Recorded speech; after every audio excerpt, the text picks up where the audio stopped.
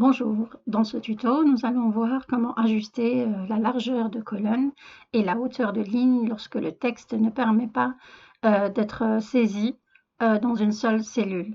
Donc, par exemple, je prends la cellule B4 ou B5 et là, je vais saisir un texte, par exemple, Microsoft Excel 2016. Et je valide. Et donc ici, vous voyez bien que le texte déborde de la première cellule active, c'est-à-dire la première cellule que j'ai sélectionnée. Et donc la longueur du texte est plus longue que la largeur de la colonne ou de la cellule.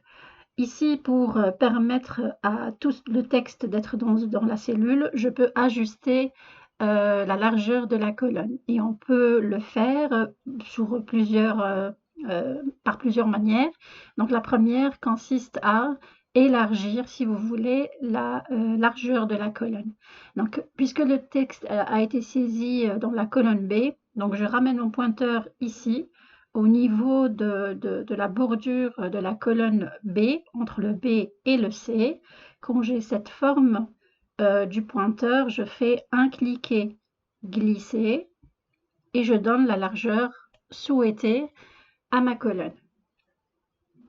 La deuxième méthode consiste tout simplement à faire un double clic ici à partir de la bordure, et donc c'est lui qui va ajuster automatiquement la largeur de la colonne en fonction de la longueur du texte. Donc je ramène mon pointeur ici.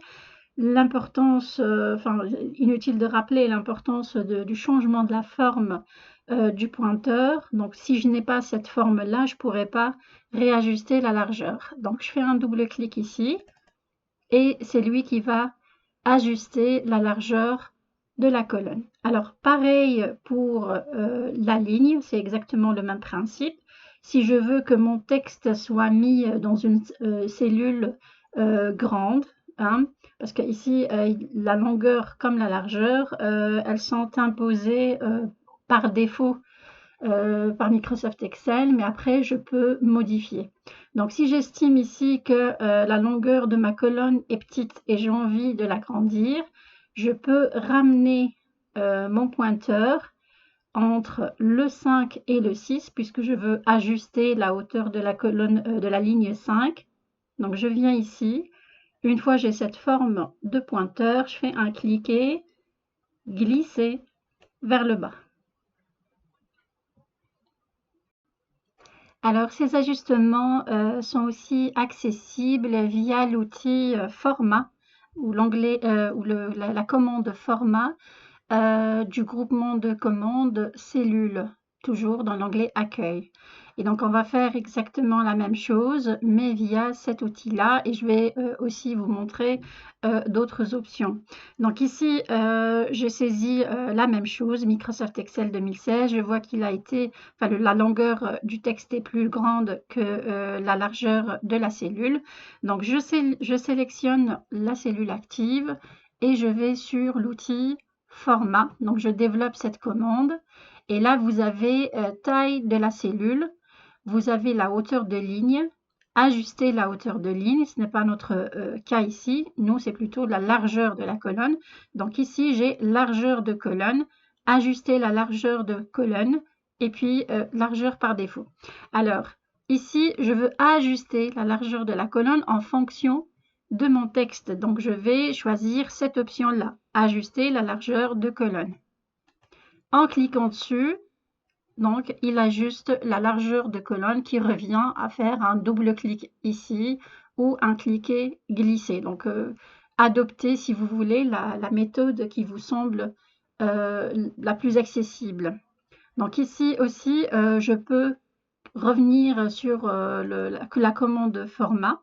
Et vous avez aussi largeur de colonne. Donc, quand je clique sur largeur de colonne, il va me donner la largeur actuelle, 18,29 points. Donc, soit je garde, soit je peux aussi manipuler à partir d'ici. Par exemple, je mets 25 et je valide. Et donc, il va agrandir la largeur de ma colonne. De la même manière, je peux aussi ajuster la hauteur de ligne. Donc, je sélectionne ma cellule active. Je retourne sur la commande format. Et là, vous avez la hauteur de ligne. Donc, hauteur de ligne, ça revient à introduire vous-même la valeur. Donc, ici 15. Donc, la hauteur de ligne par défaut est de 15 points.